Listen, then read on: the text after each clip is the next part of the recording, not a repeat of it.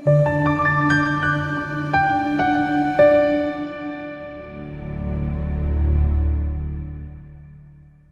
enkulu ukukhuluma nawe kuyi-channel igama uPastor Unengisi la ePitrotifo kwisifundazwe eMpumalanga sivakasheleke la uDokotela uSimelane. Dokotela unjani? Siphilile thina Pastor. Asilibheke la udaba Dokotela lwelokhuza lokubaluleka nje ukuthi umuntu abuyise amathongo noma abuyise amadlozi. Abanye bathi amathongo, abanye bathi amadlozi. Kodwa kahle hle amathongo asekhaya. Ukuthi kubalekile ukuthi siwabuyise amathongo ekhaya. Kubaluleke kakhulu ngendlela lesimanga lokuthi siwabuyise lamathongo ayini la khaya. Ngoba phele uyophahla kuphi, uyawubika kuphi emsamo uma lamathongo ungawabuyisi. Angithi yeze ngesikhathi una Pastor ukuthi kunebathakada ngephandle. Laba bashaka lamathongo, washala lamathongo ukuthi adube ahambe lakini bacithe nje vela emndenini usasuke lakini.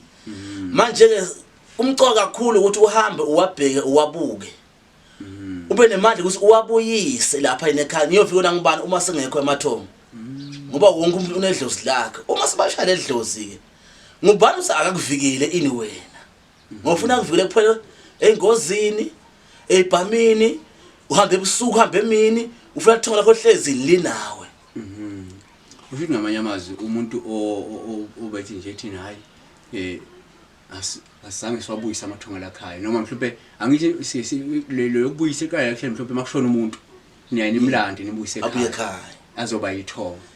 Futhi seqala lapho ukuthi uma kushona umuntu eva kwesikhathi sifuna bese nomlando lo muntu lo imoya yakho ube ngaphakathi ngoba azongena kwelamathongo akubo. Bese ke nizokwazi noma seniphahla nyathi hayi vele thina abantu bakithi sababuyisa siyakwazi ukuya emsamo siphahla ngoba vele siyaw njalo makushuma ngumuntu washona siyahlambulula simbuyisa ngene emathongweni. Kunjalo ngiyosho umcwa kakhulu ngalokuthi futhi la mathonga futhi kumele ukuthi sihle siwabhenga sonke isikhathi phela. Ngale sihlezi nabo lakazi bani sebathethula abasekho. Ngokusho into esho ukuthi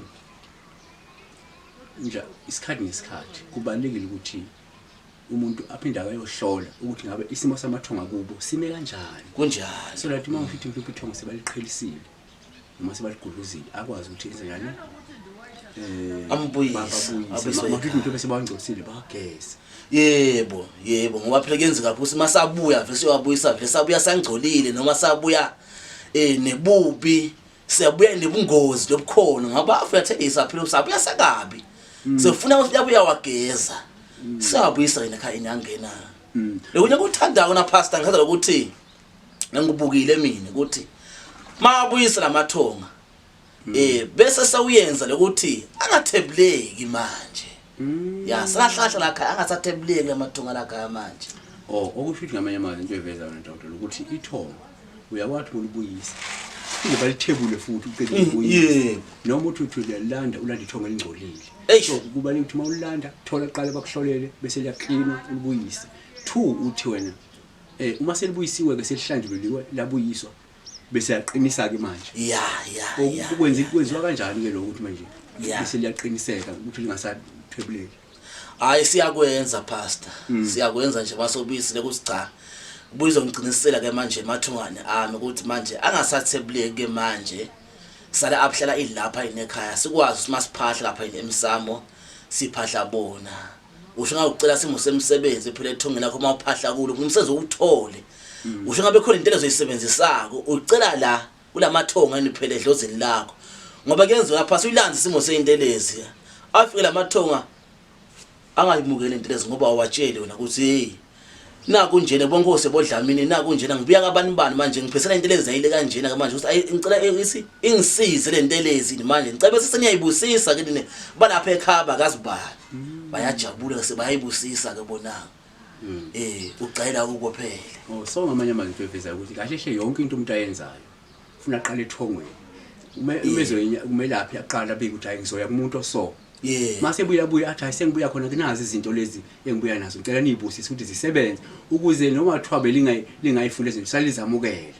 Seliyamukela ke manje ngoba into eveza ukuthi kuyenzeka umuntu usebenze kodwa ugcina ungasasebenzi kuwena ukuthi awubikanga lapha edlozini ethongeni.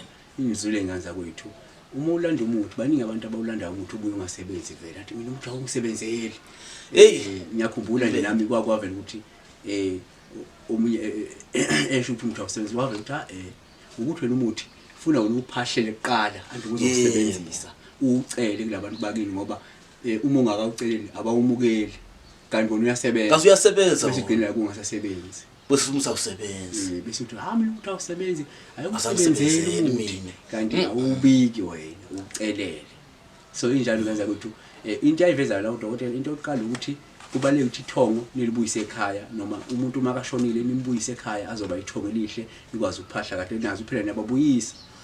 2 ukuhlola ukuthi amathongo from time to time hlola ukuthi ithongo lakho lisese clean lisesehlanzekile lisesenawo likaphendulwa yini so that mase uthola sekunomonakalo bese niyalungisa nilihlambulule nilibuyise futhi kodwa futhi phezwa lokho bese futhi seniyaqinisekisa futhi ukuthi ke ithongo niyaliqinisa ukuthi lingasaphinde lithebuleke kalula lingasaphenduleki kalula okugcina kusho udokotela ukuthi uma uzoya futhi umelaphi noma usubuya khona phahla utshela amathonga ukuthi nanku ukuthi bawubusisa lobe siyaqonda siyama kakhulu esabukela ivideo sharp siyabonga kakhulu ke dokotela ukuthi sibe nawe abantu ke bazokwazi ukuthi mhlawumbe mabefuna ulwazi olujulile futhi babe sebeyakuthinta inombolo ilezi enibonayo ngiyaza ukuthi ingamthinta udokotela uhlezi akulindele ukuthi imbuzo eninayo nosizo enilidinga neze siyabonga.